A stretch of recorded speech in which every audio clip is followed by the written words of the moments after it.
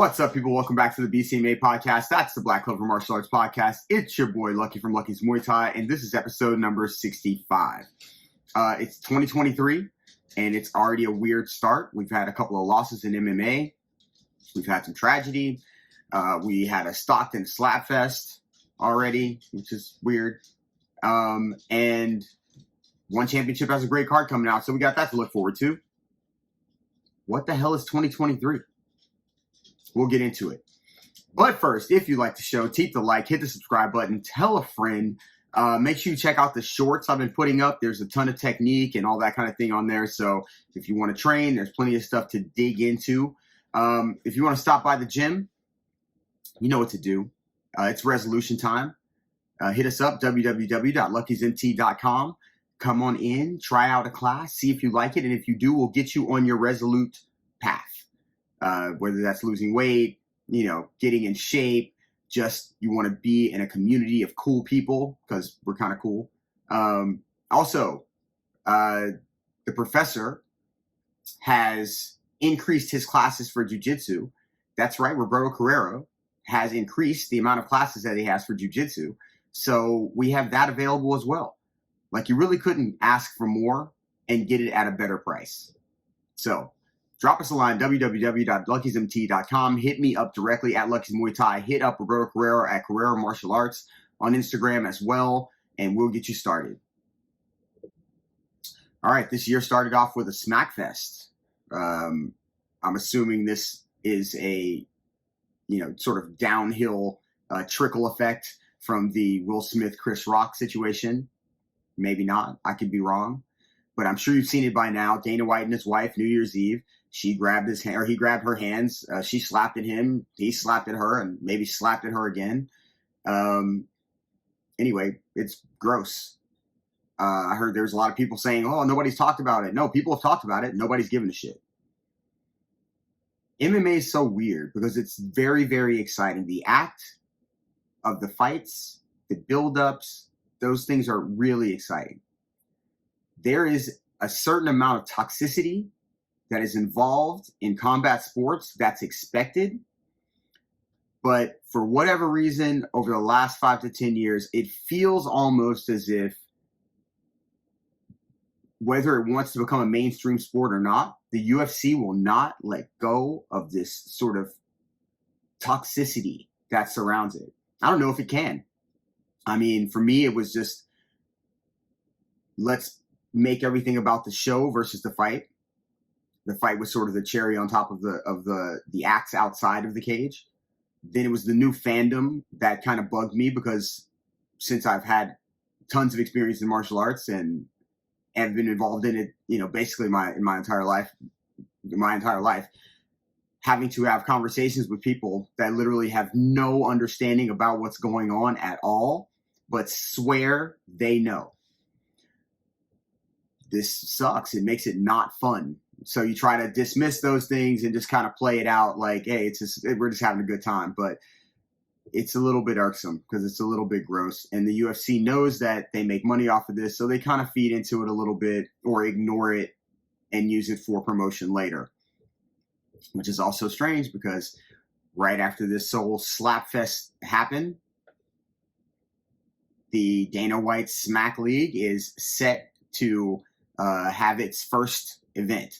So they postponed it a week, I'm assuming to hope things die down, which I don't know if they are or not because the fan base hasn't really said much. I hear now there's senators that are saying they want Dana White out of, I don't know, dude, can you get a guy fired for something that has to do with like that business itself, that league, the UFC itself, the managing, owning partners?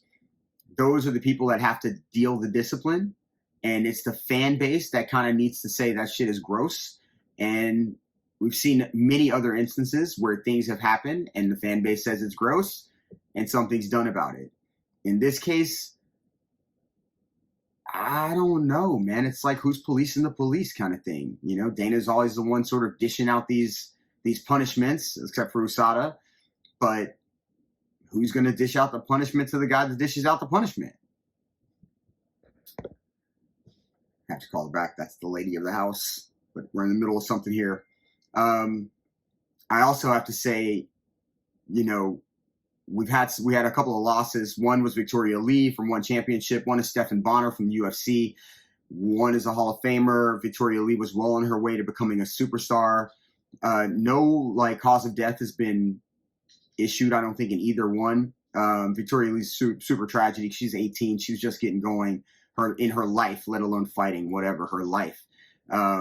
Stephan Bonnar had gone through the UFC, made big waves. He was one of the reasons I really started watching it.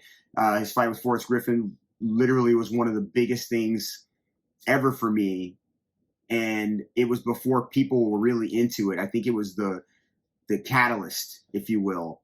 And after he left the UFC, he had tons of problems with addiction and, all sorts of medical issues. And that is something we will see more in the future because MMA is still very new. The fighters haven't had a chance to live into their late ages yet, and even middle ages yet, where you get to see what happens when they start to deteriorate if they've put their body through too much damage. That being said, Phil Baroni, a UFC vet, was arrested in Mexico for allegedly killing his girlfriend. He apparently beat her up and threw her into the shower or hit her head. I don't even know. Phil Baroni was in Miami when I worked in Miami Beach a long time ago, and he got into a fight with some guys trying to talk to his girlfriend. And the cop that was part of the cops that arrested him came and told me all about it, gave me his driver's license, in fact, which I don't know. I was going to send it back. I don't know whatever happened. I was a bartender, and it was just kind of a weird story.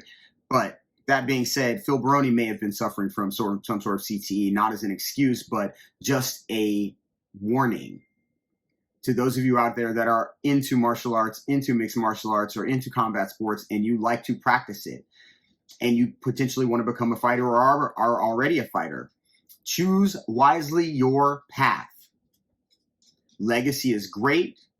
Being able to take care of your family long-term and then take care of their families long-term is better. If legacy comes around, fantastic. Fight for everything to be the best of everything. But know when to get in. Know when you've made the amount of money that you can make in this industry and get the hell out. If you linger, it will get you. It's only a matter of time. Seems like a lot, but it's true. I love y'all out there. If you're planning on fighting, man, just know you got to have people around you that give a shit, because if you don't, it can all come tumbling down very, very quickly. Okay, let's talk about this one championship card because it is nuts. Main card is crazy. Featherweight Kickboxing World Championship, Supervan versus Chingiz Alazov.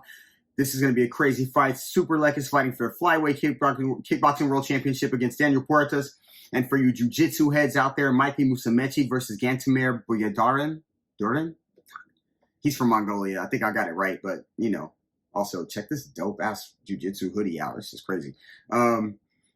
Atom weight mixed rules fight. Stamp Fairtex versus Anissa Mixon. This is going to be one of those kickboxing one round, MMA the next round type of fights. So I'm looking forward to seeing how it turns out. I like both of these fighters. I always thought Anissa Mixon might be one of the best kickboxers out there. And I can't wait to see it. Ongli Sang is fighting Gilberto Galvo at a catch weight. I don't know what that's all about. Ra Tang is fighting on this card. Gary Tonin versus Johnny Nunez. I'm assuming this is a jiu-jitsu match, but I could be wrong because it doesn't state it.